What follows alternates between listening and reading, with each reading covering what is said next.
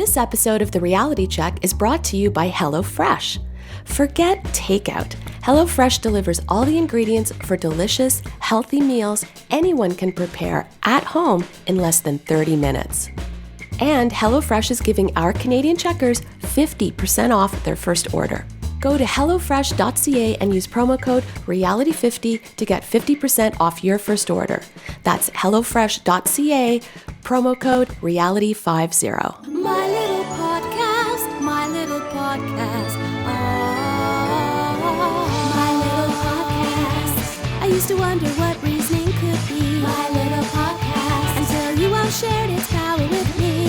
Silly segues, tons of fun. Skeptical show, faithful and strong. Using logic, it's an easy feat. And evidence makes it all complete. You have my little podcast. TRC, you are my very best friends. Hi everyone, and welcome to The Reality Check, the weekly Canadian show that explores a wide range of controversies and curiosities using science and critical thinking. This is the show for July 18, 2017, and I'm your host, Cristina Roach, and with me today is producer Pat. Hi, everybody. Now, as you can probably tell, this isn't your usual TRC fare. Our comrades Adam and Darren are off, so we'll be bringing you a special music-themed Mashup episode featuring some favorite past segments from myself, Pat, and Darren. Now, since Adam's not a big music guy and hasn't covered much music-related stuff, I wanted to make sure we still included his flavor in this episode. So we kick things off with My Little Pony parody from way back when, and I hope you guys enjoyed that. Now, as many checkers know, I also work in the music industry, and Pat is a musician, so it goes without saying we're pretty entrenched and interested in music. So it's especially fun when we find cool angles involving science and skepticism. Actually, we've done quite a few things on music. We did Does Music Calm Your Canine? Did Apple Steal Your Music? Why We Listen to Sad Music When We're Sad? The Most Relaxing Song. Right. So you remember back in the day, Elan did something about Happy Birthday. So we've done quite a bit of it. Well, let's kick things off with a throwback to episode 359 when you, Pat, did an awesome overview on high fidelity audio players and whether Neil Young's Pono music player specifically is as righteous as the name claims. Neil Young has been in the news recently because he's pulled all his music from online streaming services. And it isn't because of how much royalty money is being paid to artists for streaming music. Now, that's something that has also seen quite a bit of press lately, most notably the coverage of an open letter to Apple by Taylor Swift.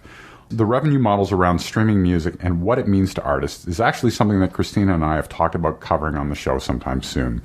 But back to Neil. He has pulled his catalog from streaming services because, quote, "It is about sound quality. I don't need my music to be devalued by the worst quality in the history of broadcasting or any other form of distribution. I don't feel right allowing this to be sold to my fans. It's bad for my music." History of broadcasting. Wow. After telling fans about his plans to abandon streaming, Young then shared a second message further slamming streaming sound quality. Quote, "AM radio kicked streaming's ass. Analog cassettes and 8-tracks also kicked streaming's ass and absolutely rocked compared to streaming. Streaming sucks. Streaming is the worst audio in history. If you want it, you got it. It's here to stay. Your choice, but it's not good enough to sell or rent." Well, I wish he'd tell us how he really felt. Right. He is quite outspoken. So for now, I'm not going to get into this either. I think Neil is wrong, but this is his music, and he can certainly do whatever he wants. What this did remind me of was one of the most successful Kickstarter campaigns in history, the Neil Young-backed Pono player. Pono was looking for $800,000 in funding from the public, and instead they raised $6.2 million. Wow. Pono is Hawaiian for the word righteousness. Really? It's also a portable digital media player and music download service for high-quality audio. It was developed by Neil Young and his company, Pono Music. Production and shipment to backers started in October 2014, and it became available to the general public earlier this year. The player will cost you $400 US, and pretty much everyone describes it as looking like a Toblerone bar. Nice. It has 64 gigs of internal memory and comes with a 64 gig removable SD card. Pono's stated goal is to present songs, quote, as they first sounded during studio recording sessions, using high-resolution 24-bit 192 kilohertz audio instead of the compressed audio inferiority that is MP3s. The Kickstarter video features famous musicians and audio professionals reacting positively after listening to music on a Pono player. So here's where I say to any audiophiles out there, know that I am aware I am only addressing part of the question here. There is a lot at play in terms of what you hear when you listen to a digital sound file, how it was recorded, how it was engineered and mastered, what digital audio hardware are you using, what format is the file, is it lossy or lossless compression format, what speakers or headphones is it playing through.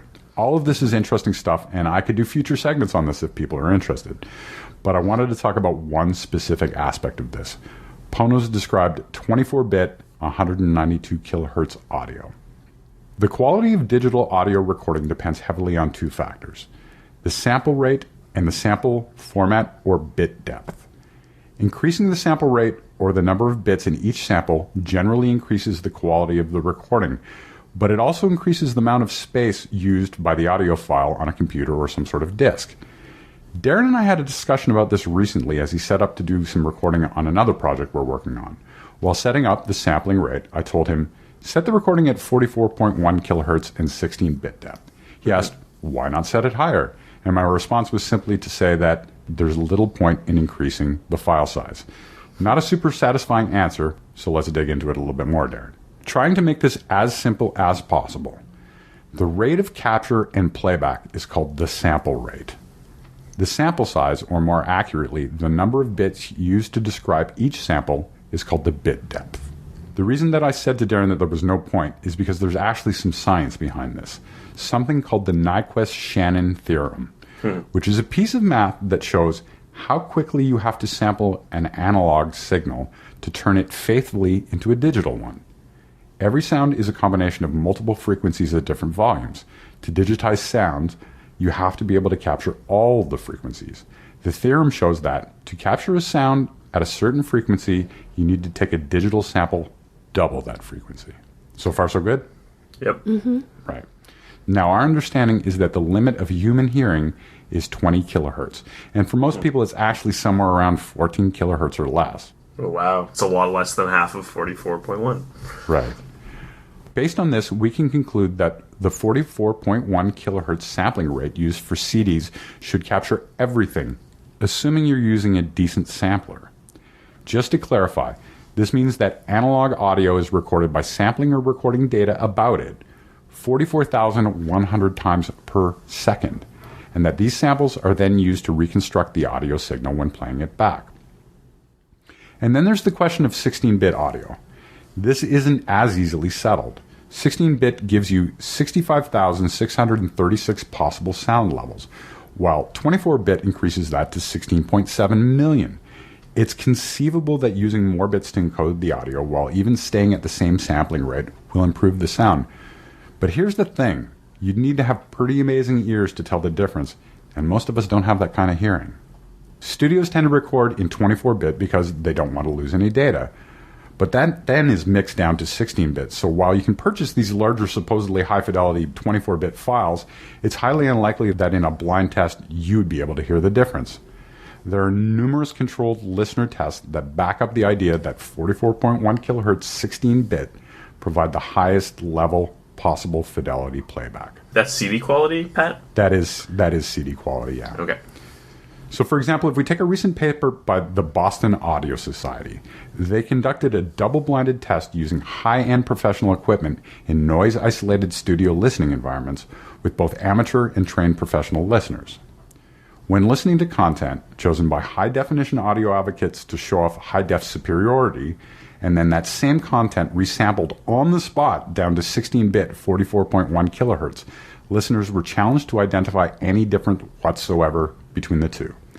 In 554 trials, listeners chose correctly 49.8% of the time. In other words, they were guessing. As an aside, even with the lesser quality MP3 format, it can be hard for most people to tell the difference. Science blogs challenged their readers to see if they could discern the difference between MP3 recordings at different sampling data rates, and nearly 700 people participated in the study. They listened to MP3s at 64, 128, and 256 kilobits per second. There was a significant difference between the ratings of the 64 kilobit rate and the 128 kilobit rate. Only 33 of the 700 respondents were able to successfully rank both of the recordings used and rate the 256 kilobit per second file as better quality over 128. That's less than 5%. Now back specific to Pono Player. Tech journalist and former musician David Pogue found 15 volunteers aged 17 through 55. Each subject put on a higher-end set of headphones and listened to 3 songs of different styles. The songs came from 2 different places. One high-fidelity version from the Pono store and one from the iTunes store. Each subject then listened to the same song again using standard Apple earbuds. A Pono Player with the high-fidelity file and an iPhone with the iTunes store file were connected to an NAB switch, and the subjects did not know which player was which. The listeners could then switch back and forth between the players at will. After each song, the players were randomly reconnected to this AB box. The results surprised even Pogue. Whether wearing earbuds or more expensive headphones, the listeners usually thought that the iPhone playback sounded better than the Pono Player. Now let's jump back to the Pono Player Kickstarter campaign for a second. The video supporting this campaign showed dozens of audio professionals completely wowed after listening to the Pono Player. So what gives with that? Pogue wrote to Pono and heard back from Neil Young himself. Of approximately 100 top-seeded artists who compared Pono to low-resolution MP3s, he wrote, all of them heard and felt the Pono difference. And there's the key phrase. Yep. Low-resolution MP3s. Yeah. Pogue's test compared Apple's iTunes files, which come at 16-bit, 256 kilobit per second ACC format. That's much better than a highly compressed MP3 file, and most people would hear the difference. Yep. It's not a fair test. The music that we buy today from iTunes, Amazon, Google Play, and similar online stores has much higher quality than some low-fidelity MP3 file. Now, to be fair, Pogue received a fair amount of criticism about how his test was conducted, but he addressed each one of these points in a follow-up article. He notes that he had 2 audio engineers approve the setup, and I at least was satisfied that his test, while not necessarily up to scientific standards, was reasonably well done. A quick note, I'm picking on Pono a bit, but it should be noted that this player does not stand alone in the market. For example, Sony also has a high-resolution audio player. My conclusion, high-fidelity digital audio is at best something for extreme audiophiles, and at worst, it's a marketing gimmick. Tomlinson Holman, the inventor of Lucasfilm's THX system, has been Apple's technical audio director since 2011. Holman has previously noted in interviews some skepticism of high-res music. Well, how practical is 192 kilohertz sampling? Holman asked in a 2009 interview. Who can get 24 bits of precision, 1 part in about 17 million, in just over 5 microseconds? Nobody. That's who. These extra bits are marketing bits, if the truth were to be told. Wow. Marketing bits. Nice. It's a great quote. So listen, if you're one of those audiophiles that has amazing equipment, awesome hearing, extra money, you don't mind messing around with files that can get up to 70 megabytes per song, Whoa. and you think you can hear the difference, then by all means, go buy yourself a Pono player. But it's clear that most people can't hear the difference. And this brings us back to the long list of variables I briefly touched on at the beginning, specifically headphones and speakers. If you aren't that extreme audiophile and are looking to upgrade, you probably should start with a decent set of headphones or speakers. It's going to make a world of difference to your listening experience compared to these high-fidelity audiophiles and players.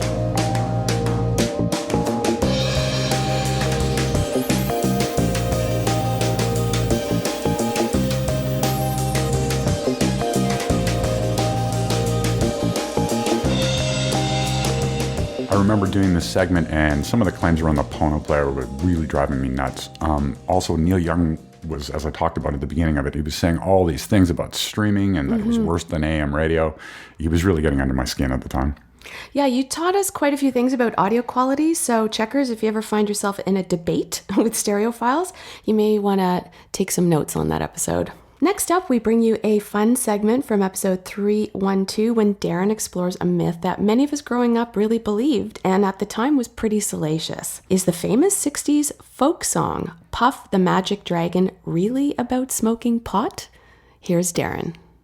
Now, some listeners may have heard of this song, even if they're young. It was a very, very popular song in 1960s called Puff the Magic Dragon. It was written by Leonard Lipton and Peter Yarrow, and I'm going to look into whether it's about pot, as I was raised to believe it was.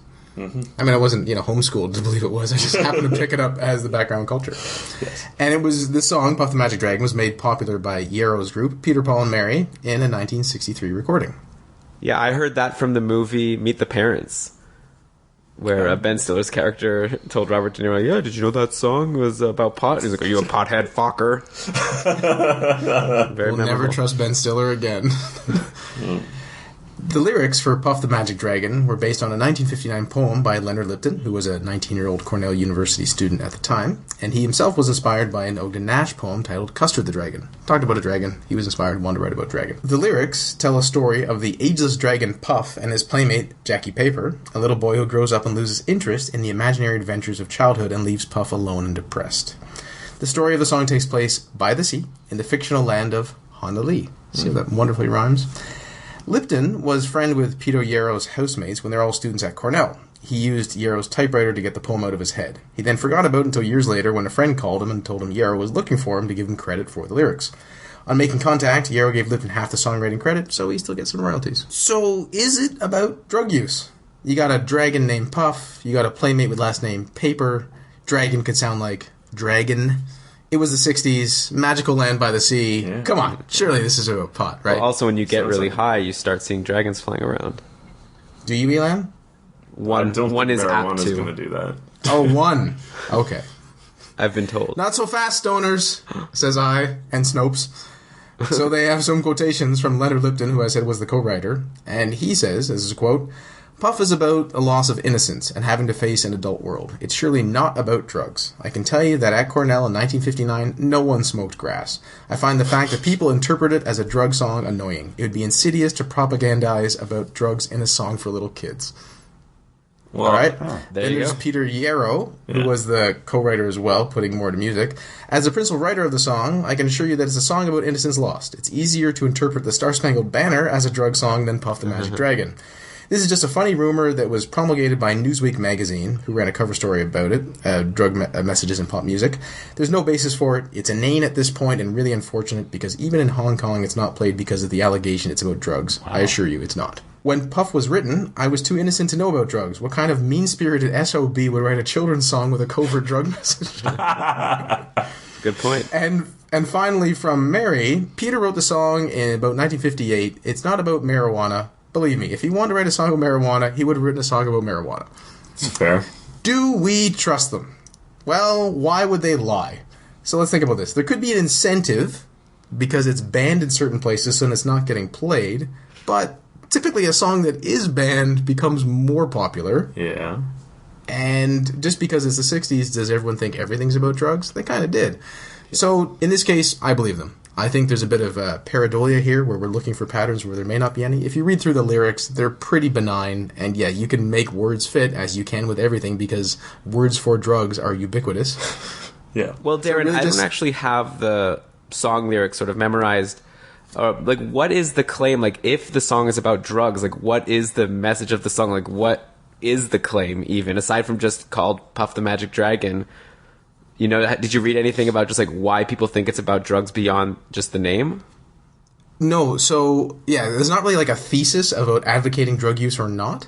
It just has to do with the fact that some of the words are linked to what could be said in drugs or drug culture. Oh, okay. So the fact that there's a dragon named Puff and you smoke or puff, you know, pot or cigarettes, depending on how you look at it, and papers and this and that, it really, I think people are just trying to make things fit. Right, so it wasn't as if like someone came up with how it's an allegory for this other story. Like, it was basically just matching words. Right. Also, it's like it's one of these, you know, it's a folk song. So really, it's not like there's a lot of lyrics either. There's not that many verses. Yeah. So there's really not, in my opinion, that much to go on in general. Mm-hmm. But I thought this was true, and now I don't. Yeah.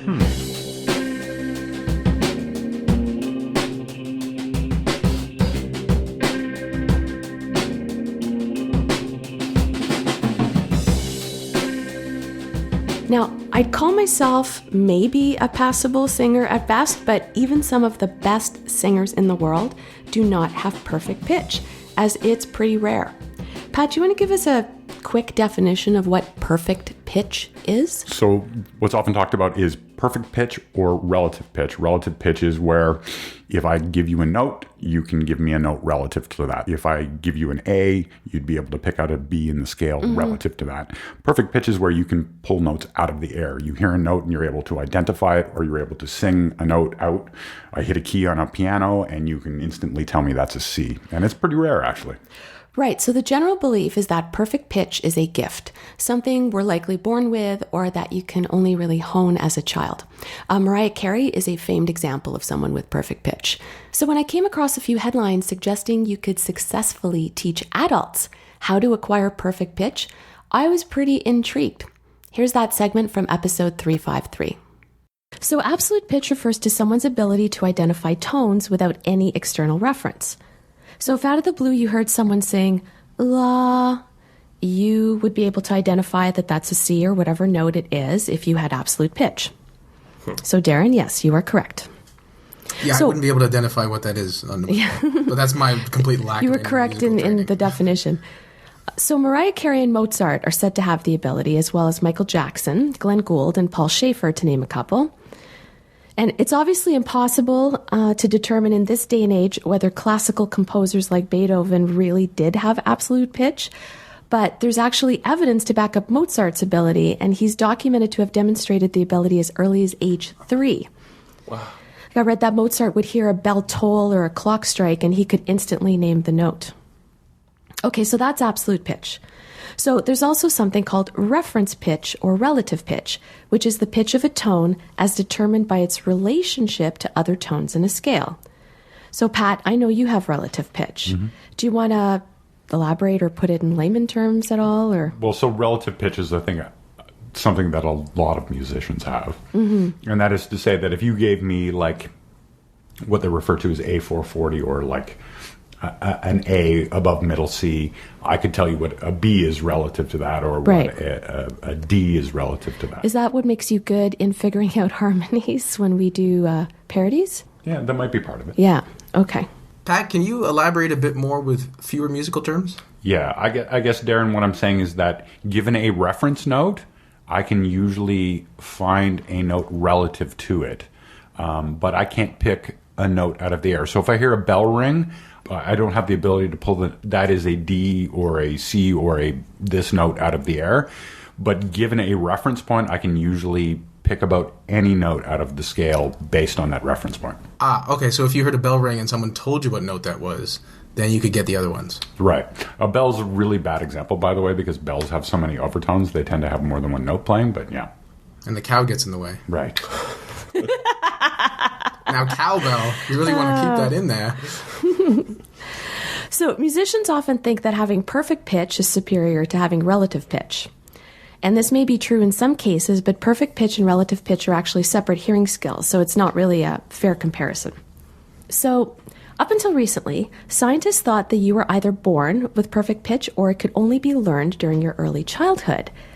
In an issue of Nature Neuroscience circa 2003, Dr. Robert J. Zatorre of the Montreal Neurological Institute wrote that an ordinary listener can identify 6 to 8 categories of pitch within an octave, but people with absolute pitch can assign notes to much finer subdivisions approaching 70 or more. I'll explain a little bit about octaves shortly. So the ability is considered quite rare, and only 1 out of approximately 10,000 people are said to have it. It was also believed after a certain age, absolute pitch could not be acquired, no matter how much training you went through. In an abstract from a study in the 90s by Takushi and Hulse, the theory stated that AP can be learned by anyone during a short period early in a child's development, up to about age 6, after which, quote, a general developmental shift from perceiving individual features to perceiving relations among features makes AP difficult or impossible to acquire. So it's actually really a mystery why absolute pitch is such a rare phenomenon. By contrast, assessing relative pitch involves comparisons and a complicated neural computation. But according to Josh McDermott at the Massachusetts Institute of Technology, aka MIT, quote, it should be relatively trivial to read out the absolute pitch of a stimulus. He offers one possible explanation, that everyone is born with absolute pitch, but most lose it in favor of relative pitch. Meanwhile, Dr. Satori suggests that absolute pitch is possibly a slight derangement of normal brain processes as opposed to enhanced natural ability. For instance, he notes that people with certain forms of autism see trees and can't see the forest. So he proposes that perhaps AP is a mild form of the same disorder, but in the auditory domain. I've heard that some people who have perfect pitch actually have a form of synesthesia, so they see a B colors note or as something? orange. I remember reading that. I didn't come across it at all researching this, but I do remember seeing something about that, which is incredible. I did watch a video of a young man with autism who barely spoke. He said maybe 2 words, and he had perfect pitch, and he sang beautifully. It's really interesting. It's interesting, Pat, that you bring that up, and if it is true, it was odd to me that my first reaction was, well, that's kind of cheating. Like, if I'm hearing a sound and I'm seeing red versus I'm seeing blue, it seems very easy to differentiate. But my feeling is completely incoherent, because if I just understood what it was from the note, that's not cheating or less cheating. You just have an ability or you don't. So I just thought my reaction was interesting. The color's still on a spectrum, right? Well, it's true, and also I guess visually I understand that, and as you learned from my earlier comments, listeners, that my musical abilities are woefully underdeveloped. So that's like, hey, you can just see it, I can see things, I could then have perfect pitch. Well, Darren, there's hope for you. That's what this segment is about. So, Pat, I think you'll especially find this interesting. Some musicians with absolute pitch actually find it really hard to transpose melodies, and they can't shut off their ability even if they really want to. I know musicians who have perfect pitch, and I know that sometimes it can be very uncomfortable for them to listen to music, because if it's been transposed, or if during the recording process, often things get slightly sped up or slowed down, which can be like minuscule amounts. The pitch? Even less than a semitone. Sometimes they find it really difficult to listen to because they've got a different idea in their head. Isn't that interesting? Okay, so what happened that turned a long-held belief on its head recently? Well, some updated science, my friends. Some new research was published on the interwebs in April of this year in the journal Cognition. So, I'd like to interrupt this segment momentarily for a sidebar. I know it seems random at the moment, but bear with me. In a recent episode of Freakonomics titled This Idea Must Die, actor Alan Alda very eloquently relays his feelings about science and the scientific process. For those who may not know about his life post-MASH, Alda is a science enthusiast and founded a Center for Communicating Science at Stony Brook University. The purpose of the center is to try and help scientists better communicate about their work so that ordinary people like him or myself can understand it. So let me read you a bit of the transcript of what he says on the episode, as I was reminded of this when researching the segment, and you guys will know why. Quote, "Some people think the findings in science are hogwash because if one day they say one thing and the next day they say another thing, it sounds like they are just taking wild guesses at things, when in fact, the progress of science is just that. You go deeper and deeper, you open one door and you find another 100 doors that have locks on them that you have to figure out the combination for. And I personally find it exciting to see what we thought we understood to be contradicted, but I don't think the public has enough of a grasp of how science is done, how it's based on evidence." So this is a really neat example of how new research is totally changing what scientists have thought to be true for a really long time. Well said, Haka. Yeah. Okay, so training adults to learn absolute pitch has typically been met with skepticism, but there is now actually evidence that you could possibly be trained to be the next Mariah Carey. There you go, Darren. Your wish come true. To be able to sing like a dolphin? Yeah. To noodle, as we call it. A team of psychologists recently demonstrated that they were able to successfully teach adults the prized musical skill of so-called absolute pitch. According to Dr. Howard Nussbaum, professor of psychology at the University of Chicago and part of the research team in the new study, quote, "This is the first significant demonstration that the ability to identify notes by hearing them may well be something that individuals can be trained to do. It's an ability that is teachable, and it appears to depend on a general cognitive ability of holding sounds in one's mind." Nussbaum and his colleagues set out to test how much an individual's general auditory working memory capacity can predict the success of acquiring absolute pitch. This new study is actually a follow-up to a previously published study by the same researchers, which I found super fascinating, as it provided the first real evidence that people's perception of absolute pitch can be altered with the listening experience. I'll explain what happened during the first study in more detail, but let me define a couple of things for you guys first. First of all, an octave is a series of 8 notes occupying the interval between and including 2 notes, one having twice or half the frequency of vibration of the other. Octaves are equally spaced when measured on a logarithmic scale called cents, and it's spelt like money, cents. In music terms, a cent is a logarithmic unit of measure used for musical intervals. So there are 100 cents between each semitone, correct? Yes, an octave is divided into 12 semitones of 100 cents each. Which makes some Sense. sense. I did not mean that. Because century means 100. So that I can handle that. Yes. That's all right. Mathematically. At the University of Chicago, where both studies originate, a doctoral student in the Department of Psychology named Stephen Hedger is known to have perfect pitch. I'll include a link to a great short video featuring Hedger demonstrating what I'm about to explain in the show notes at trcpodcast.com. Great website. Great website.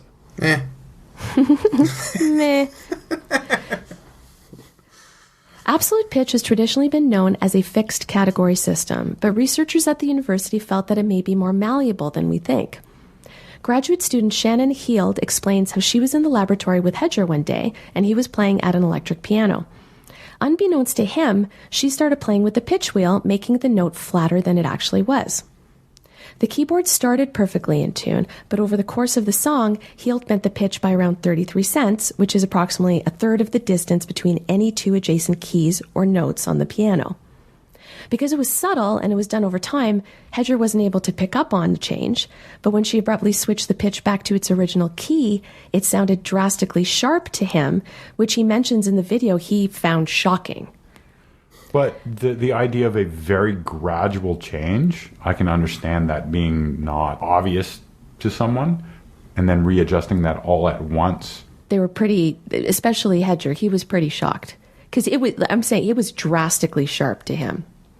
Right, but I guess what I'm looking at is if you were someone who really loved films, and they slowed down the film by a frame per second over a period of several minutes, and then added all those frames back quickly, it would be extremely noticeable when they added them back, but maybe not so noticeable as they took them out. So they decided to experiment further, and sure enough, the students with AP who participated in the study experienced shifts in perception consistent with prior exposure to music detuned by a fraction of a semitone. This showed that people with absolute pitch can be, quote, retuned, unquote, in about 45 minutes of listening, demonstrating that absolute pitch is not so absolute. So that study was published in Psychological Science in 2012. So let's move on to Dr. Nussbaum's most current study. For the record, this isn't the first time that scientists have tried to assess an adult's abilities to acquire perfect pitch. A 2013 study from Harvard U, for instance, reported that a drug commonly used to treat epilepsy could effectively reopen a critical period of learning ability, allowing a person to learn skills like absolute pitch. But what's noteworthy about this is that there were no drugs used on the participants during the studies. Okay, so let's break down the latest study, which was conducted over 2 experiments. 17 U of Chicago students participated in the first one. None of the students had absolute pitch, and they all had varying amounts of musical experience. The participants listened to notes sampled from real musical instruments through studio headphones. They heard a brief note, which was then masked by white noise. They were then asked to try to recreate the originally heard target note. During another part of the experiment, test participants heard an isolated piano note and then were asked to identify it by its musical note name, so C or F sharp, etc. During the training portion of the experiment, participants listened to and classified 180 piano notes in 3 60-note blocks and received immediate feedback on whether they were correct. Then they heard the note again. After the training was done, participants showed significant improvements in note identification. So what I found really cool about this is that a few months after the initial training session, the researchers actually retested some of the study participants, and they found that although the participants' learning had decreased a bit, they actually retained most of their ability to identify the notes with absolute pitch. In the second experiment, there were 30 participants consisting of students, staff, and community members. The experiment was similar to the first one in where the participants were asked to identify notes heard through studio headphones.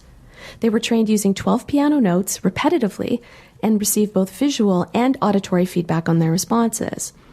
They were then tested to determine if the training made any difference towards acquiring absolute pitch. Says Nussbaum in a statement about the study, quote, "We demonstrate 3 important findings in this paper. First, in contrast to previous studies, we are able to establish significant absolute pitch training in adults without drugs. Second, we show that this ability is predicted by auditory working memory. Third, we show that this training lasts for months." So, like any good scientists, the authors of the study note that more experiments are needed to determine whether adult-acquired perfect pitch is actually comparable to the abilities of someone who has had true perfect pitch for most of their life.